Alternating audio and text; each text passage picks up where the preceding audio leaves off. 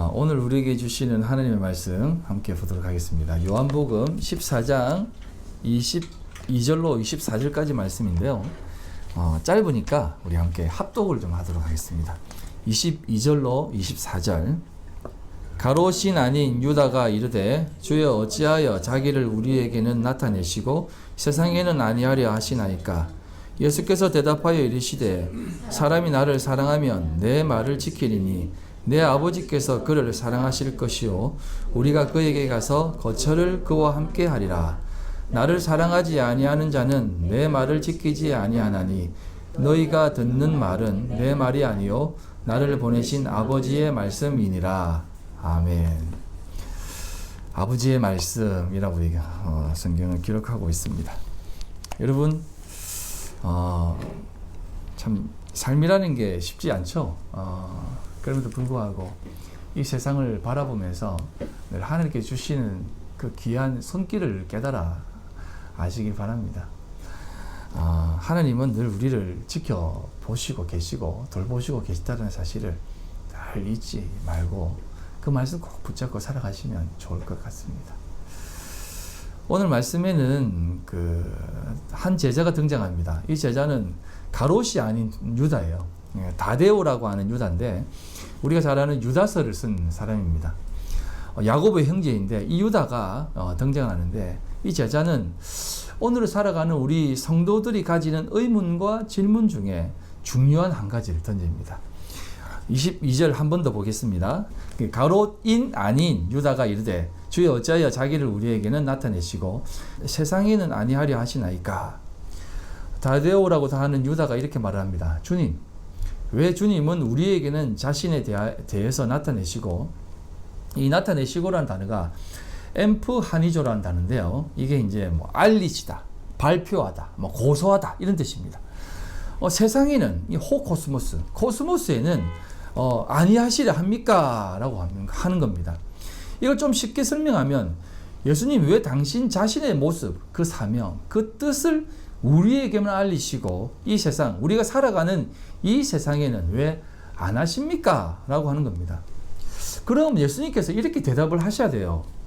질문의 의도를 알고 있더라도 제자들의 수준을 아신다면 이렇게 답을 하셔야 됩니다. 세상은 설명해도 모른다. 그래서 너희들에게만 하는 거다. 너희들이 나의 뜻을 잘 알아서 전해야 한다. 라고 하면 되는데 굳이 예수님께서는 23절의 말씀으로 답을 하십니다. 예수께서 대답하여 이르시되 사람이 나를 사랑하면 내 말을 지키리니 내 아버지께서 그를 사랑하실 것이요 우리가 그에게 가서 거처를 그와 함께 하리라. 라고 합니다. 한 부분을 뛰어넘어서 사람이 나를 사랑하면 내 말을 지킨다. 그리고 내 아버지께서 그를 사랑하실 것이다. 라고 합니다. 우선 여기까지만 보면 조금은 주님께서 동문서답을 하는 듯한 모습으로 대답을 하십니다. 왜 안 나타내십니까? 라고 했더니 나를 사랑하면 내 말을 지킨다. 라고 하는 겁니다. 왜 주님은 이런 답변을 하셨을까요? 중간에 사도 요한이 그냥 기록하다가 훅 뛰어넘어서 간 것입니까? 아니요. 주님은 제자들과 사실상 서로 다른 세상 속에서 있다라는 것을 말씀해 주고 있는 것입니다. 제자들이 속해 있는 그 세상과 주님이 말하는 그 세상은 사실상 조금 차원이 다른 개념이다 이 말입니다. 예수님께서 23절에 이렇게 말씀합니다. 내 아버지께서 그를 사랑하실 것이요 우리가 그에게 가서 거처를 그와 함께 하리라 라고 말씀을 하세요. 그런데 이 내용을 개역 개정에서는 이렇게 기록하지만 세번역 성경에는 이렇게 번역합니다. 이게 조금 더 명확하고 정확한 번역입니다. 보겠습니다. 예수께서 그에게 대답하셨다. 누구든지 나를 사랑하는 사람은 내 말을 지킬 것이다. 그리하면 내 아버지께서 그 사람을 사랑하실 것이요 내 아버지와 나는 그 사람에게로 가서 그 사람과 함께 살 것이다. 라고 하는 겁니다. 유다는 왜 세상에 드러내려고 하지 않으십니까? 라고 물으니까 예수님은 하나님과 자신이 그 사람에게 어떤 사람? 자신을 사랑하는 사람, 참된 계명을 지키는 그 사람, 깨달아 아는 그 사람에게 나타내시고 나라를 세울 것이다. 즉 함께 살 것이다 라고 하시는 겁니다. 이 진리를 여러분들이 좀 아셔야 돼요. 우리가 살아가면서 이 땅에 하나님의 나라가 세워질 것이다라고 생각을 합니다. 오늘날도 마찬가지입니다. 이 땅에 하나님의 나라, 소위 그 종교개혁자인 존 칼빈이 꿈꾸었던 그 제네바와 같은 그 땅, 제네바에서 성시효 운동을 했지 않습니까? 그래서 이 성시효 운동이 뭐 부산에서도 일어나고 여러 군데에서 일어났지만 결국 다 실패로 돌아갔습니다.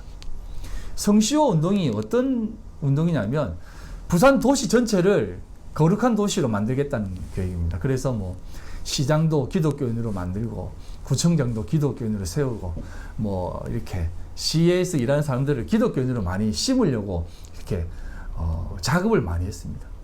근데 그게 성시효하겠습니까? 그렇게 한다고 해서 부산이 성시효가 되겠습니까? 물론 그 마음과 취지는 아주 귀한 모습으로 보여집니다만 그것으로는 하나님의 나라가 세워지지 않습니다. 우리가 이랜드도 보면 알 수 있지 않습니까? 그래서 이 칼빈이 제네바를 성시효하려고 했지만 결국 제네바시가 성시효되었습니까? 다 실패했어요. 개혁주의의 발상지인 네덜란드, 화란. 그 네덜란드는 어떤 나라가 되었습니까? 대통령이 기독교 종교개혁자였습니다. 기독교였습니다. 개혁주의를 표방하는 사람이었습니다. 목사였어요. 그런데도 불구하고 그 나라가 어떤 나라가 되었습니까? 가장 먼저 동성애가 합법화된 나라입니다. 그런 것들을 보면 그런 것들로는 하나님의 나라가 되어지지 않는다는 것을 우리는 알아야 됩니다. 그럼에도 불구하고 오늘날 많은 성도들이 이 땅에 하나님의 나라를 세워나가려고 그리고 이 땅에 그런 나라가 임할 것이다라고 꿈꾸며 살아가고 있습니다. 다시 말씀드리면 이 나라, 이 세상 가운데 하나님의 뜻과 하나님의 나라가 임할 것이다라고 믿고 살아가고 있다 이 말이에요. 모두가 다 그렇게 고대하며 열심히 신앙생활을 하고 있습니다. 목사님들도 그렇게 수고하고 있고요. 이런 것들은 뭐 나쁜 것은 아닙니다. 하지만 하나님의 나라는 그렇게 세워지는 것이 아니다라고 성경은 누누이 얘기하고 있습니다. 그래서 어떤 철학자는 노마디즘이라고 해가지고 유목주의라고 하거든요. 그래서 오늘날 현대인들은 한 곳에 정착해서 사는 것이 아니고 늘 이렇게 떠돌아다니면서 살아간다는 것입니다. 문화적 노마디즘, 문명적 노마디즘, 뭡니까? 그 유물적 노마디즘이라는 것입니다. 자신이 추구하는 것을 계속 쫓아서 따라 살아간다는 것입니다. 어떻게 보면 이 세상 가운데에서 하나님의 나라, 이 코스모스의 세상 가운데 하나님의 나라가 펼쳐질 것을 꿈꾸며 살아가야 됨에도 불구하고 이렇게 살아가는 것이 현대인이라는 것입니다. 무슨 말인지 알겠습니까? 이 땅에 하나님의 나라가 도래하는 것이다라고 생각하지만 사실상 그들이 추구하는 것을 추구하며 살아간다는 것입니다. 풀이 있는 곳에 옮겨 다닌다는 것입니다. 먹을 것이 있는 곳에 쫓아다니든 말입니다. 그래서 그들이 꿈꾸는 것이 무엇입니까? 행복한 나라, 행복한 가정, 유토피아적 세상 아닙니까? 그럼에도 불구하고 오늘날 이 세상은 어떻습니까? 그렇게 되지 않는다는 것을 우리는 역사가 증명하고 있습니다. 오늘날도 많은 사람들이 소위 이 세상의 문명을 뒤로하고 자신들만의 생활 방식으로 또 세상을 살아가는 사람들이 있습니다. 제가 이제 한 프로를 보니까 수요기획이라고 하더라고요. 그 프로를 보니까 이 세상의 문명을 뒤로하고 자연으로 숲으로 돌아가 살아가는 사람들의 삶을 그려 놓았더라고요. 보니까 참 훌륭하게 보입니다. 멋지게 보이고 정말 그들은 그 채식 아닌 채식을 합니다. 채식주의자가 아님에도 불구하고 채식을 합니다. 왜냐하면 소 1kg를 살찌우기 위해서 들어가는 그 수많은 비료와 또 인간의 그 문명, 즉 그러한 모습들, 그런 것들이 싫어서 자신들은 그냥 고기를 안 먹고 자신들이 농사지어서 땀을 흘리고 키운 그 작물들만 먹는다는 것입니다. 그걸 먹으면서 그 음식을 의식적으로 먹는다는 거예요. 이 음식이 어디에서부터 왔는지. 오늘날 현대인들은 자기들이 먹는 이 커피가 어떻게 되어지는지 생각하지 않고 그냥 커피니까 먹는다는 것입니다. 고기니까 먹고 밥이니까 먹는다는 것입니다.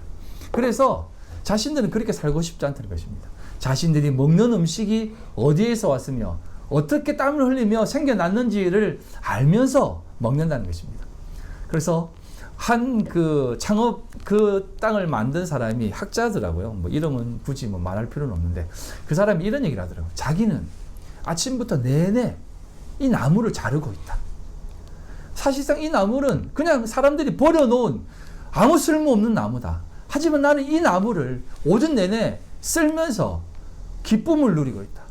이 나무를 쓰는 게 나는 그 어떤 기쁨보다 행복하고 그 어떤 기쁨보다 만족감이 있다라고 얘기합니다. 사람들은 테니스를 치고 골프를 치고 운동을 하고 축구를 하면서 즐거움을 누리지만 나는 이 나무를 쓸면서 그 어떤 기쁨이 주는 것보다 더 좋은 기쁨을 누리며 살아가고 있다 하면서 노동의 기쁨을 알아라 하면서 자신의 참된 기쁨이 어디에서 오는지 그런 데 빼앗기지 말고 참된 자유를 추구하며 살아라 라고 하더라고요. 그러면서 자연과 더불어 살아가더라고요. 그 사람이 수많은 사람들이 그러니까 추앙하는 사람들이 와서 막 그 사람에게 질문을 던지고 또 질문에 답하고 하면서 또 만족을 누리며 살더라고요. 멋지게 보이더라고요. 그러면서 자신들에게는 TV도 없고 전기 제품도 절대 쓰지 않는다.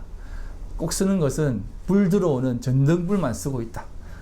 그러면서 굉장히 자유를 누리면서 사는 것처럼 보이던데 저는 그것을 보면서 또 한편으로는 인간의 양면성 가운데 한 단면이다라는 생각이 들더라고요.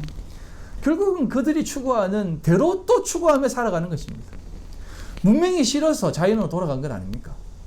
우리는 그렇게 자연 속에서 살면 좋지만 어떻습니까? 벌레도 싫고 불편한 것도 싫고 뭐 곰팡이도 싫고 추위도 싫고 더위도 싫으니까 문명을 누리며 사는 건 아닙니까? 여기에서 살면서 또 우리는 나름대로의 자유를 누리며 살고 있습니다. 한 스님이 또 이런 얘기를 하더라고요. 동물들은 자기들이 먹을 만큼만 먹고 다 먹은 것은 똥으로 다 사낸다는 것입니다. 하지만 인간들만이 자신들이 먹고 쓴 것은 버려놓는데 다 쓰레기로 쌓인다는 것입니다. 그러면서 인간이 진짜 쓰레기다. 이런 얘기를 하더라고요. 그러면서 그 사람이 하는 행동이 어떤 거냐면 서양인 스님이에요. 그 라스베가스 한여편에 사막에 절을 짓더라고요. 대웅전. 한국에서 한옥 전문가를 불러가지고 또 멋진 절을 짓더라고요. 그 다음에 단청 전문가를 불러가지고 그 대들보에 그 단청에 이렇게 아름답게 채색도 심지어는 큰 범종을 만들어가지고 평화의 종 뭐 이래가지고 또 범종까지 만들더라고요. 저는 그걸 또 보면서 이 사람은 뭘 남기고 싶은 것인가 라는 생각이 들더라고요. 그러면서 이런 얘기를 하더라고요. 수행이고 노동이고 수행이니 계속 노동하면서 수행을 할 수밖에. 그러면서 하는 얘기가 수행이 끝이 없듯 노동도 끝이 없다 하면서 계속 일한다는 겁니다. 계속 뭔가를 지어요. 네. 그러니까 제가 말씀드리고 싶은 게 무엇이냐면 이 땅 가운데에서 인간이 추구하는 참된 자유와 만족과 기쁨과 행복을 추구하는 것이 이 땅 가운데 펼쳐져 내어야만 된다라고 하는 생각을 하며 살아간다 이 말입니다. 오늘날 현대인이든 세상 사람이든 심지어 종교인이든 기독교인이든 말입니다. 그들은 이 땅 가운데에 왜 하나님의 나라를 안 세우십니까? 라고 하는 의문을 가지고 살아간다는 것입니다. 왜 안 나타내십니까? 그 스님도 그렇게 살아가니까 또 수많은 초정자들이 오더라고요. 그 사막 한가운데 많은 젊은이들이 와가지고. 그리고 그 젊은이들 중에 거의 대부분은 아니지만 많은 수가 이스라엘에서 온 친구들이 많더라고요. 유대적 종교, 어떻게 보면 야훼 하나님을 섬기잖아요. 그럼에도 불구하고 이스라엘 사람들이 하는 그 자행하는 행동들을 보십시오. 얼마나 이기적인 행동을 합니까? 예? 팔레스타인을 그렇게 막 무차별하게 공격하지 않습니까? 팔레스타인이 그 블레셋 후손이에요. 예. 그러니까 철천지 원수긴 원수입니다. 그게 유대인들의 행동이에요. 그러니까 그런 것들이 싫어서 이스라엘인들이 이렇게 스들한테 많이 옵니다. 예, 불교에게 많이 와요. 뭐 그들도 목사라고 하는데 우리도 쓰라고 하면 되죠. 예. 아무튼 여러분, 그러니까 그런 모습 속에서 사람들은 계속해서 그 땅 가운데 뭔가가 이렇게 살면 세상에 평화가 오고 이렇게 살면 세상에 기쁨이 오고 전쟁과 전쟁과 그 빈곤과 가난이 없는 세상 이렇게 살면 된다라고 생각하며 추구한다는 것입니다. 그럼에도 불구하고 이 세상을 한번 보십시오. 문명도 마찬가지고 자연으로 돌아가자는 것도 마찬가지입니다. 아무리 그렇게 해도 세상의 담벼락은 점점 높아집니다. 세상의 방범 장치는 더 과학적이게 되고 세상의 CCTV는 더 많이 설치되어집니다. 여러분 옛날에 우리가 클 때 학생 때는 교회 문을 안 잠갔습니다. 왜 안 잠갔습니까? 그냥 밤마다 들어와서 기도하라. 그리고 들어가도 가져갈 것도 없었습니다. 솔직히. 근데 요즘은 뭐 어떻습니까? 왜 교회 문을 꼭꼭 잠그고 관리인들까지 두면서 교회를 지킵니까? 알지 않습니까? 쌓아놓은 것도 많고 훔쳐갈 것도 많으니까 그런 것 아니겠습니까? 아무리 인간이 좋은 것이다라고 만들어 내놓아도 결국 인간들은 그 좋은 것까지도 지키려고 서로의 담을 쌓아내 버린다라는 겁니다. 그래서 저는 여러분들에게 말씀드리고 싶은 것이 이것입니다. 인간은 세상은 항상 이 땅에 종말을 막으려고 그렇게 애를 씁니다. 하지만 성경은 뭐라고 얘기합니까? 누누이 얘기하는 것이 이것입니다. 세상의 끝은 온다. 항상 평행선이 아닙니다. 시간이 지나면 지날수록 종말로 가는 것입니다. 그래서 우리는 이 종말의 시대에 살아가야만 된다는 것이에요. 이 땅에 푸르고 푸른 그리스도의 계절이 오게 하자라고 하는 그 모토가 아니라 이 땅에 그 강하고 강한 그 거룩하고 빛난 그리스도의 재림, 그리스도의 심판이 오게 하자라고 하는 것으로 가야 된다 이 말입니다. 그 심판은 역시 우리에게도 임하여야만 되고요.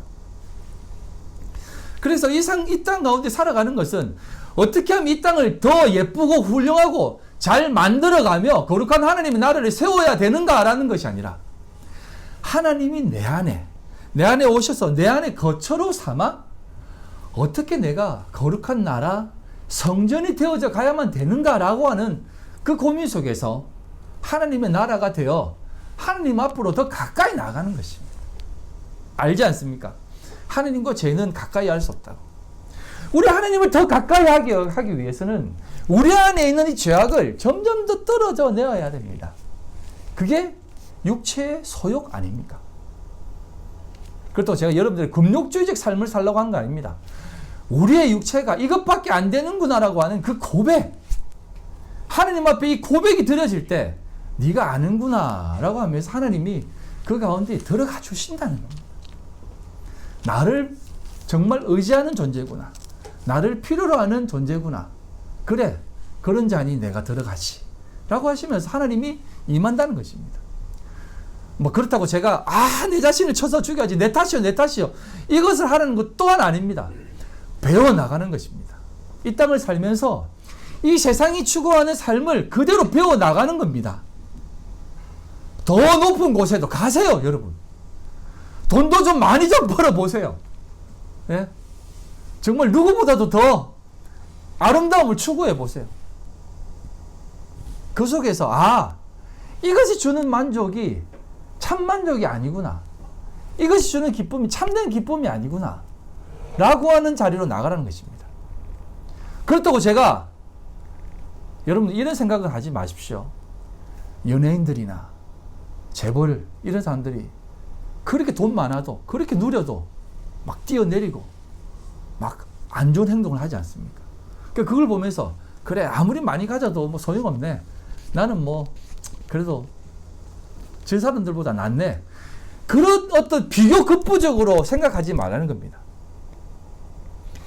그런 것을 보면서 나는 그러면 괜찮다라고 생각하는 삶도 살지 말라는 겁니다. 여러분 그런 자리까지도 가보셔야 돼요. 죽을 만큼 아니 이렇게 많이 가졌는데 왜 이렇게 공허하지 라고 하는 자리까지도 한번 가보세요. 그게 참된 배움의 자리입니다. 그래서 하나님의 나라로 되어져 가는, 성전으로 지어져 가는 삶을 살아가야 된다 이 말입니다. 그래서 예수님께서는 유다에게 그렇게 말씀하시는 것이에요. 왜 우리에게 그렇게 말씀하시고 세상에는 자신을 나타내지 아니하십니까? 라고 했을 때 나를 사랑하고 내 계명을 지키는 그 사람에게 나와 하나님이 그와 함께 거하겠다라고 하시는 겁니다. 24절입니다. 나를 사랑하지 아니하는 자는 내 말을 지키지 아니하나니 너희가 듣는 말은 내 말이 아니요 나를 보내신 아버지의 말씀이니라. 나를 사랑하지 아니하는 자는 내 말을 지키지 않는다. 예수님께서 하신 그 말씀이 무엇입니까? 창세 이후로, 아니 창세 전부터 도저히 흐르는 그 말씀, 그 계명, 하나님을 사랑하는 것, 곧 우리가 사랑하는 하나님, 그 하나님을 더 깊이 알아가는 그것이 무엇입니까? 주님께서 말씀하신 그것이 무엇입니까? 딱 두 가지로 말씀하지 않습니까? 하나님을 사랑하고 네 이웃을 사랑해라는 것입니다. 하나님은 우리를 지으신 이유와 목적이 있습니다.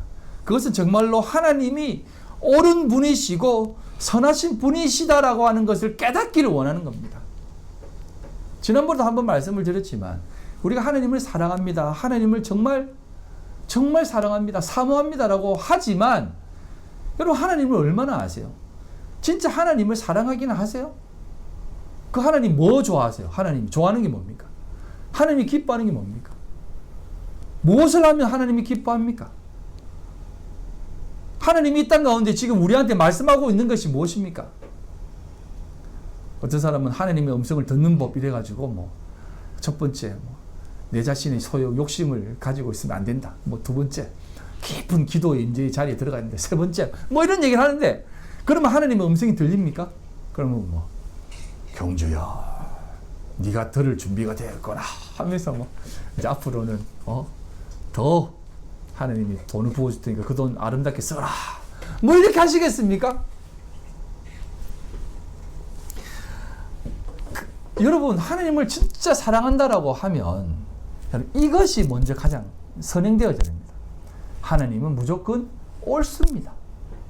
하나님은 무조건 선하신 분이십니다 라고 하는 그것이 되어야만 우리가 사랑할 수가 있어요.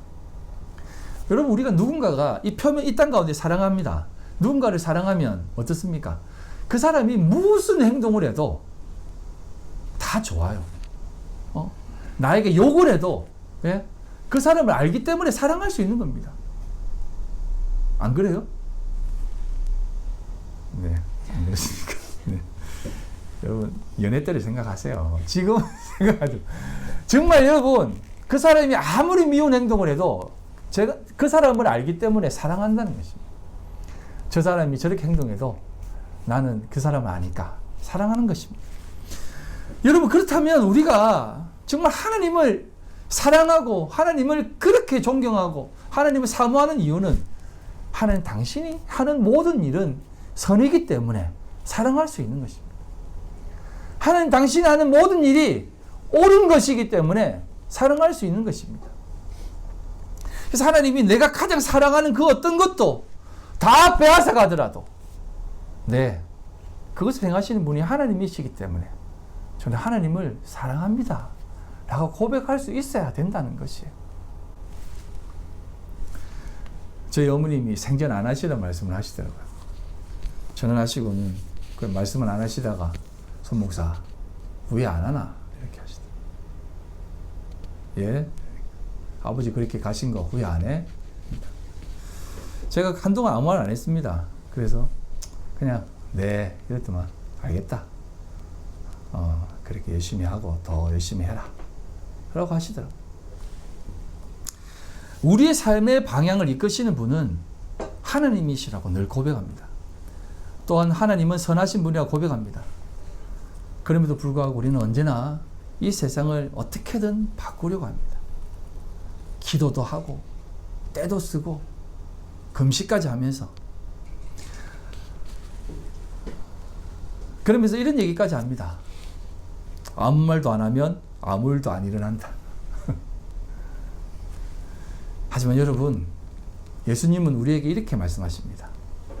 나를 사랑하는 자, 나의 계명을 지키는 자이고 나를 사랑하지 않는 자는 내 말을 지키지 않는 자이다 라고 합니다. 사람들은 얘기합니다. 사랑은 동사다. 사랑은 움직이는 것이다. 라고 말하지만 사랑이라는 것은 성경은 이렇게 얘기합니다. 사랑은 그냥 사랑이다. 라고 얘기합니다. 그 말은 곧 사랑의 본질, 본체는 하나님이시다라는 거예요. 그러니까 내가 사랑해라라고 하는 것, 나를 사랑하는 것은 나를 하나님으로 보라는 것입니다. 우리 하나님이 참된 사랑의 대상이다라는 것이에요. 그리고 하나님이 행하시는 그 삶을 그대로 살아가라는 것입니다. 그래서 우리가 너무나 잘 아는 고린도전서 13장 그 구절을 한번 볼까요? 너무나 잘 알고 들어왔고 보아왔기 때문에 이제는 그냥 동경적 사랑으로 보지만 이 사랑은 우리가 깊이 있게 알아야 될 사랑입니다. 고린도전서 13장 1절로 7절 내가 사람의 방언과 천사의 말을 할지라도 사랑이 없으면 소리나는 구리와 울리는 꽹과리가 되고 내가 예언하는 능력이 있어 모든 비밀과 모든 지식을 알고 또 산을 옮길 만한 모든 믿음이 있을지라도 사랑이 없으면 내가 아무것도 아니요 내가 내게 있는 모든 것으로 구제하고 또 내 몸을 불사르게 내줄지라도 사랑이 없으면 내게 아무 유익이 없느니라. 사랑은 오래 참고 사랑은 온유하며 시기하지 아니하며 사랑은 자랑하지 아니하며 교만하지 아니하며 무례히 행하지 아니하며 자기 유익을 구하지 아니하며 성내지 아니하며 악한 것을 생각하지 아니하며 불의를 기뻐하지 아니하며 진리와 함께 기뻐하고 모든 것을 참으며 모든 것을 믿으며 모든 것을 바라며 모든 것을 견디느니라. 이 사랑의 존재, 우리 주님을 사랑하는 데 있어서의 이 사랑이 어떤 것인지 아시겠습니까? 한마디로 그 어떤 것, 너무나 고귀하고 고급하고 숭고하고 좋은 것을 가지고 행할지라도 이 사랑이 없으면 아무것도 아니다라는 겁니다. 여기에 이 사랑이라고 하는 단어에 우리 주님을 한번 넣어 보십시오. 내가 사람의 방언과 천사의 말을 할지라도 주님이 없으면 소리나는 구리와 울리는 꽹과리가 되고 내가 예언하는 능력이 있어 모든 비밀과 모든 지식을 알고 또 산을 옮길 만한 모든 믿음이 있을지라도 주님이 없으면 내가 아무것도 아니요라는 것입니다. 우리 주님이 없다면 아무것도 아니라는 것입니다. 아시겠습니까? 여기서 행하는 것들은 사실상 오늘날 우리가 말하는 그런 사랑이 아니면 안 되는 일들입니다. 내게 있는 모든 것으로 구제하고 자신의 몸을 불사르게 내어준다는 것은 그 대상에 대한 사랑이 없으면 못하는 것입니다. 그렇지 않습니까?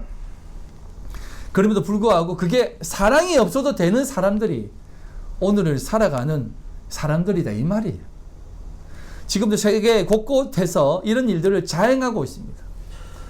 그런데 그런 사람들의 행위나 그 모든 행동들이 다 소리만 내는 꽹과리와 같다라고 말씀합니다. 이 말의 의미가 어떤 의미겠습니까? 예수님은 이 부분에 대해서 또 이렇게 조금은 설명을 하고 있습니다. 마태복음 8장을 보면 백부장의 믿음을 보시고는 이만한 믿음을 보지 못했다 하시고 또 이스라엘 민족들, 유대인들에게는 이렇게 얘기합니다. 그 나라의 본 자손들은 바깥 어두운 데 쫓겨나 거기서 울며 이를 갈게 되리라 라고 합니다. 여기서 이를 갈게 되리라고 하는 것이 소리만 내는 꽹과리가 같다라고 하는 그 소리입니다.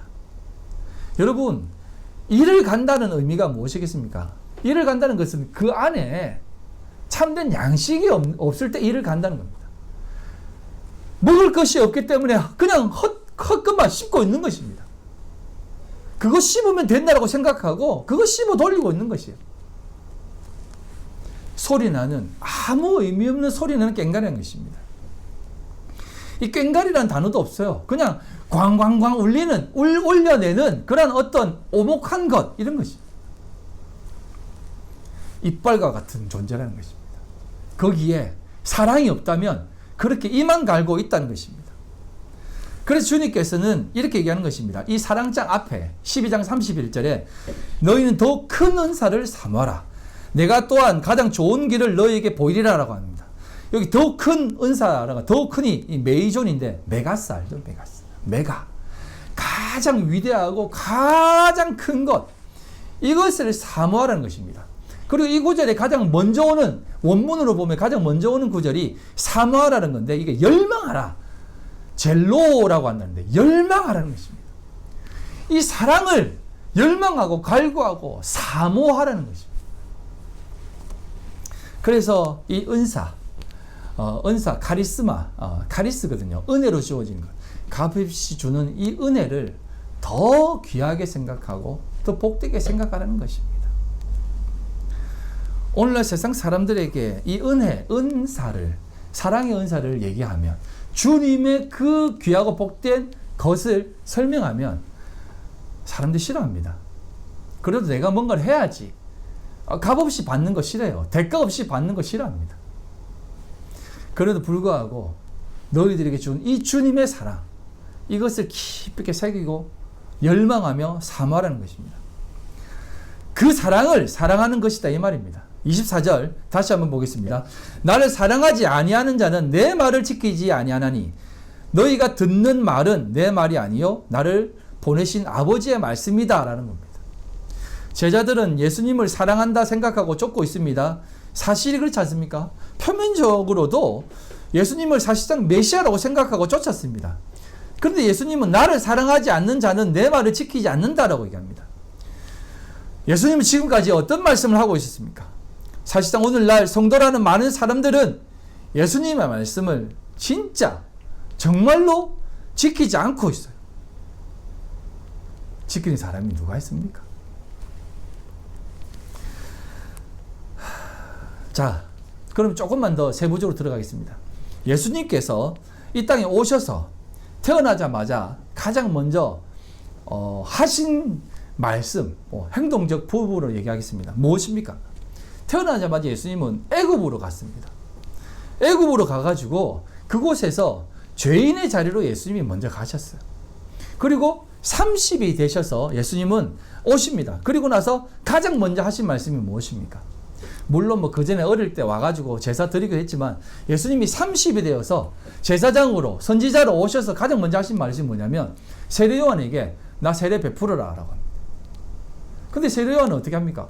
아니 내가 당신한테 어떻게 세례를 베풉니까? 당신 신발끈조차 묶을 수 없는 존재인데 못합니다 라고 했다는 겁니다. 근데 예수님은 해라, 해야만 된다 라고 해서 그 말을 듣게 하십니다. 사실상 세례 요한도 예수님의 말을 안 들었어요.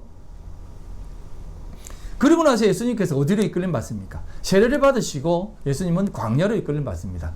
거기에서 마귀가 예수님에게 여러 가지 말을 합니다. 그때 예수님은 세 가지 말을 합니다. 사람이 떡으로만 사는 것이 아니요 하나님의 입에서 나오는 모든 말씀으로 산다.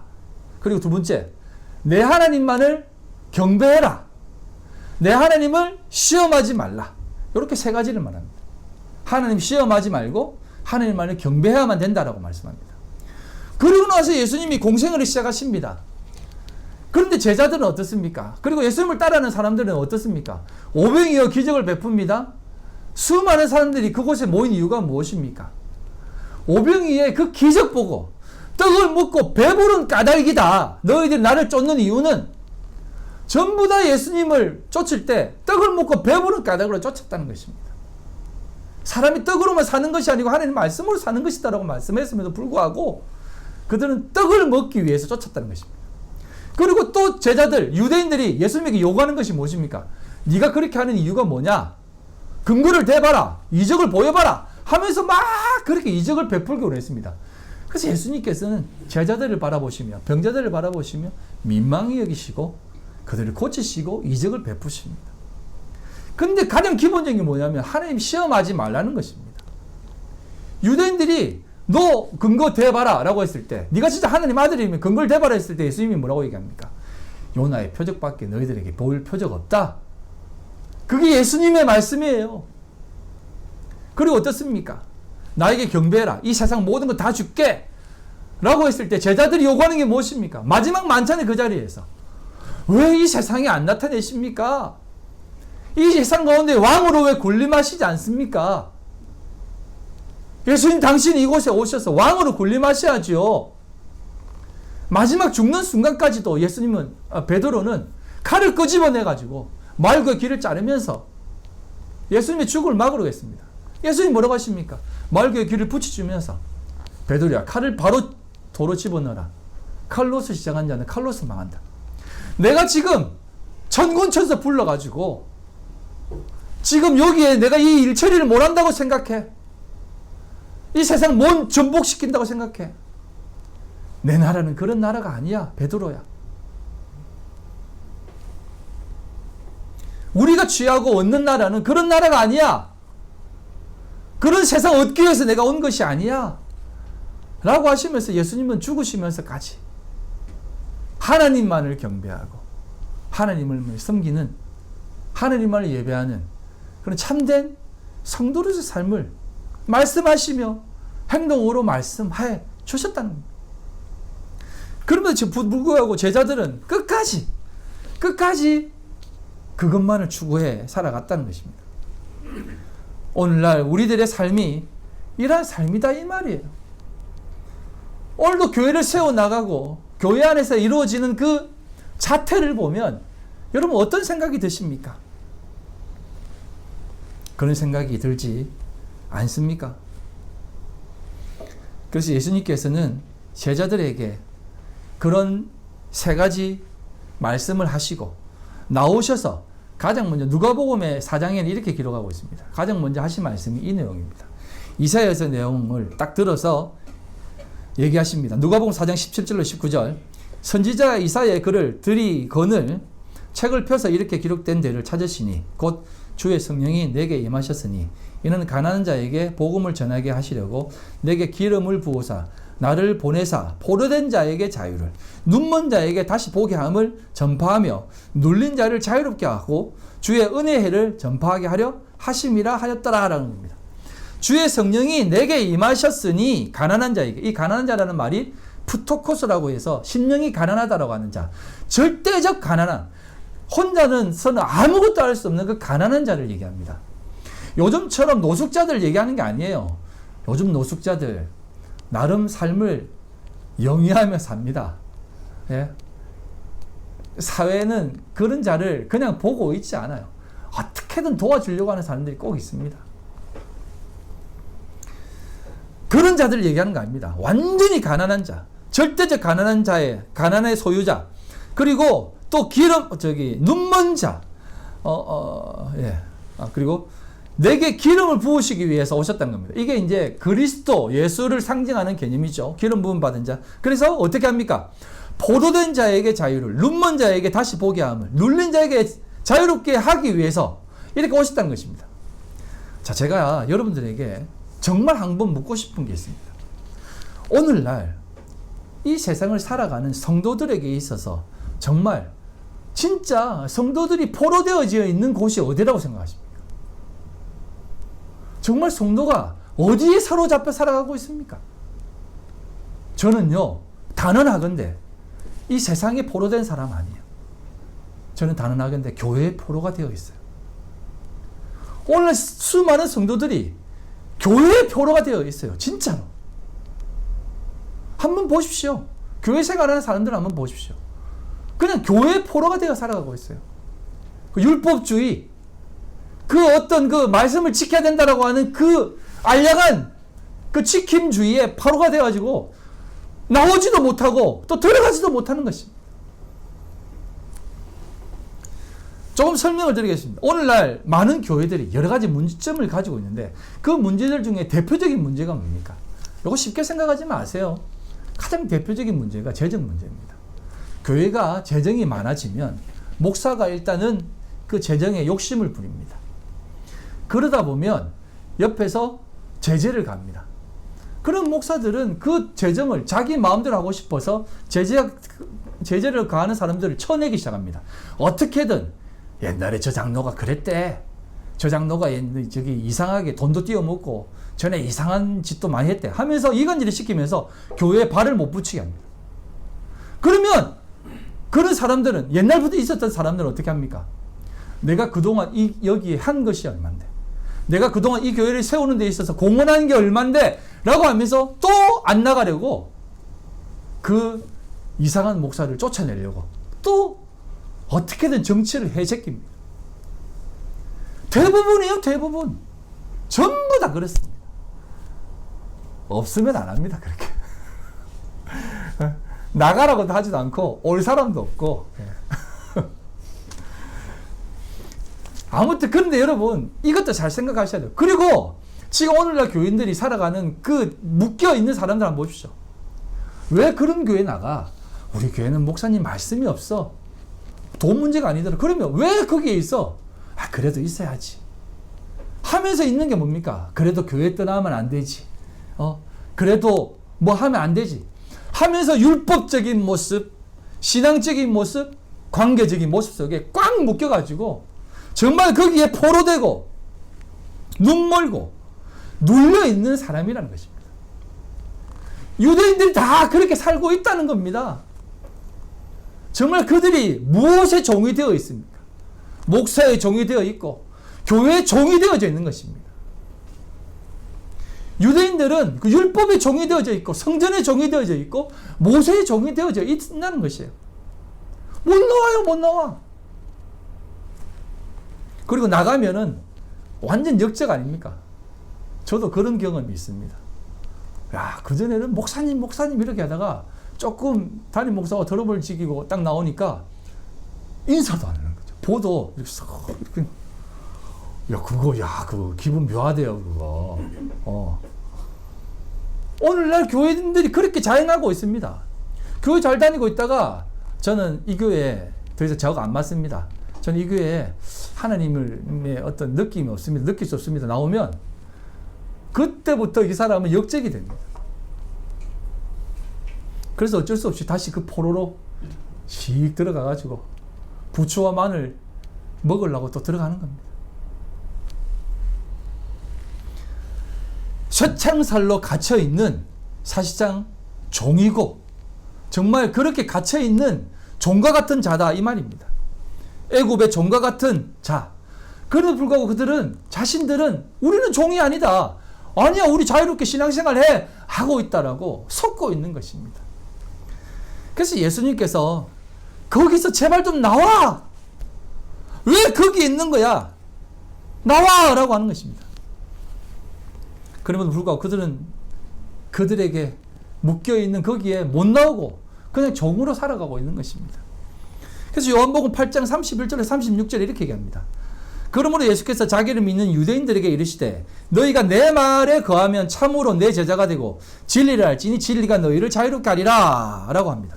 그러니까 이렇게 그들이 내 말을 믿는 유대인들에게 얘기한 겁니다. 그렇게 얘기하니까 그들이 이렇게 대답합니다.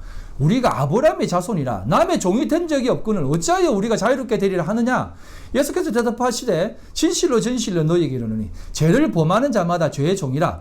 종은 영원히 집에 거하지 못하되 아들은 영원히 거하나니 그러므로 아들이 너희를 자유롭게 하면 너희가 참으로 자유로우리라 라고 얘기합니다. 오늘날도 대부분의 사람들이 이 소리를 내고 있습니다. 자신들은 종이 아니다. 아브라함의 자손이다. 우리 잘 지켜왔고 잘 살아왔고 그리고 앞으로도 잘 살아낼 것이다 라고 얘기하는 겁니다. 41절부터 좀 더 보겠습니다. 요한복음 8장 41절로 43절 너희는 너희 아비가 행한 일들을 하는도다. 대답하되 우리가 엄나는 데서 나지 아니하였고 아버지는 한 분뿐이시니 곧 하나님이시로다. 예수께서 이르시되 하나님이 너희 아버지였으면 너희가 나를 사랑하였으리니 이는 내가 하나님께로부터 너희 나와서 왔음이라. 나는 스스로 온 것이 아니요 아버지께서 나를 보내신 것이라. 어찌하여 내 말을 깨닫지 못하느냐. 이는 내 말을 들을 줄 알지 못함이로다 라고 얘기하는 겁니다. 유대인들은 자신들이 엄나는 데서 즉 제 가운데 있는 종이 아니다라고 얘기합니다. 우리는 하나님에게서 나와서 왔다라고 그렇게 믿고 있는 것입니다. 그런데 뭐라고 얘기합니까? 아니야. 너희들 아버지가 하나님이었다면 너희들 내 말을 들어. 지금 내 말을 안 듣는 것은 너희들은 종이야. 여전히 죄의 종이야 라고 얘기하시는 것입니다. 이 말은 곧 우리들에게도 하시는 말씀입니다. 요한복음 8장 44절 너희는 너희 아비 마귀에게서 났으니 너희 아비의 욕심대로 너희도 행하고자 하느니라.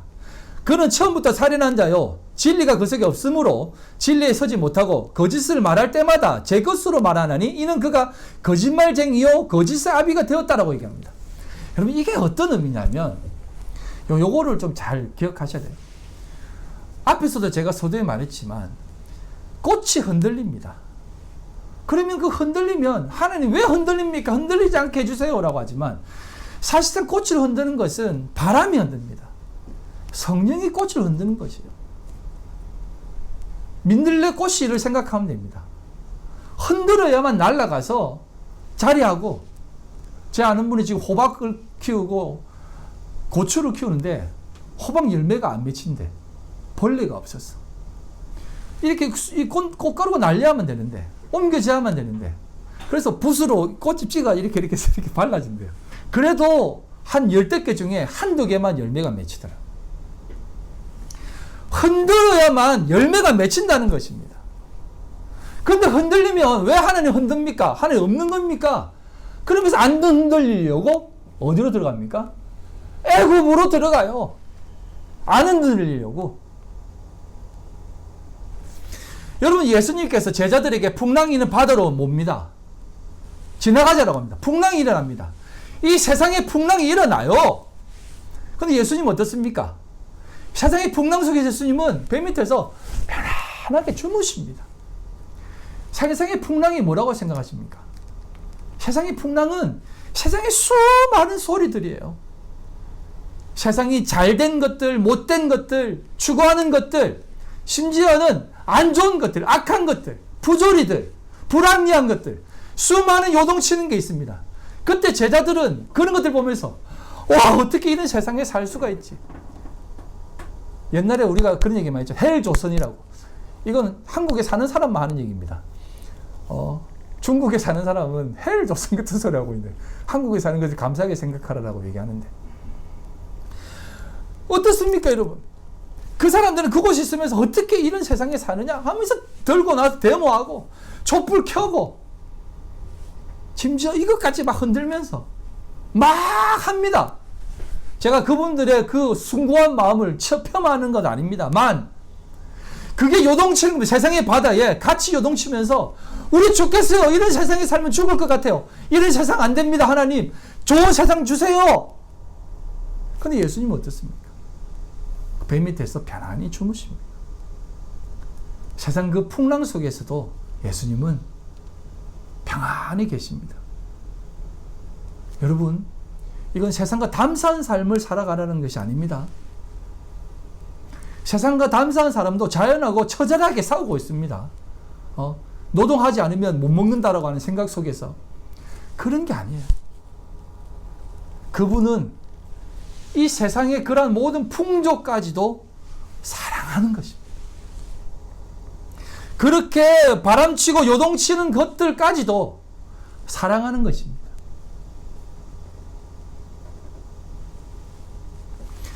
그 예수님께서 세상의 바다 가운데 고요하게 계실 수 있었던 이유는 그가 사랑이시기 때문에 그렇습니다. 오늘도 많은 지인들을 만나면 정치 얘기를 하면서 막 거품을 뭅니다. 댓글까지 달면서 러시아 욕하면서 막 한답니다. 그러면 또 거기에 또 댓글 달리면 뭐 그렇게 심한 말은 아니 꺼지라 하면 네 그래서 또 그러면서 막 울분을 토합니다. 그럼 저는 그분을 바라보면서 이렇게 얘기합니다. 좀 사랑하세요. 그 사람도 불쌍한 사람인데 좀 사랑 좀 하세요. 너무 그렇게 화내지 마시고 좀 하나님의 마음으로 품어주면 안 됩니까? 어떻게 품어주냐고. 주님은 고요히 그 풍랑이는 바다에서 주무셨습니다. 제가 여러분들에게 그런 삶을 요구하는 거 아닙니다. 그런 수준으로 우리가 나아가야 되는 것입니다. 여러분, 세상 힘 다 빠지고 이제 뭐 아무것도 없을 때 세상이 뭐 전쟁이 일어나든 뭐 하든 노인들이 죽음을 겁냅니까? 뭐 세상에 그 어떤 것이 뭐 힘듭니까? 한 끼 먹을 수 있고 뭐 제가 뭐 이런 삶을 살라는 것이 아니고 그런 마음을 여러분들이 가지며 배워 나가야 된다는 것입니다. 그게 왜 이 세상에 당신을 드러내지 않습니까? 라고 하는 제자들의 질문에 답을 하신 겁니다. 내가 너희에게 들어가서 그 나라 세워줄게. 그 고요한 참된 아침의 나라, 그 나라 내가 세워줄 테니까 그 삶 속에 나와 함께 거하자. 그 삶을, 그 세상을, 그 나라를 살아가자라고 우리들에게 말씀해 주시는 겁니다. 사랑하는 성도 여러분, 꼭 그 말씀을 기억하십시오. 우리 하나님 사랑합시다. 그 하나님 사랑은 하나님을 사랑하고 내 이웃까지 사랑하는 겁니다. 그 마음을 가지고 오늘도 이 세상 모든 것들을 사랑하며 살아가시는 우리 귀한 성도님들 다 되시기를 주님의 이름으로 간절히 소망합니다. 아버지 하나님, 영광과 찬송을 올려드립니다. 오늘 살아가는 우리 성도들의 그 삶, 비록 이 요동치는 세상 가운데 살지만 하나님께서 주신 그 귀하고 복된 마음을 가지고 또 그 말씀 붙잡고 사랑하며 평안한 가운데, 참된 평안 가운데 살아가게 하여 주시옵소서. 주께서 우리에게 다시 부활하셔서 하신 그 첫마디 평안할지어다 라고 하는 그 말씀의 의미를 마음속에 새기고 이 땅 참된 부활의 삶을 살아가는 저희들의 삶이 다 되게 하여 주시옵소서. 오늘도 빈손 들고 나오지 않고 주님 앞에 귀한 물질 올려드립니다. 하나님 기뻐 받아 주시옵소서. 이 물질 하나님 앞에 드려질 때에 하나님의 놀라운 역사 있게 하여 주시고 30배, 60배, 100배의 결실 있게 하여 주시고 드린 손길이에 하나님께서 함께 하셔서 만배로 갚아 주시옵소서. 하나님 기뻐 받아 주시옵소서. 지금은 우리 주 예수 그리스도의 그 크신 은혜와 아버지 하나님의 극진하신 사랑하심과 성령님의 교통인도 역사 충만하심이 오늘을 살아가는 우리 모든 성도들 그 마음 가운데에 참된 사랑 가득 담아 살기로 결심한 모든 성도들 머리와 그들의 가정과 직장과 사업과 삶의 모든 터전 위에 지금으로부터 영원토록 함께 있을지어다. 아멘.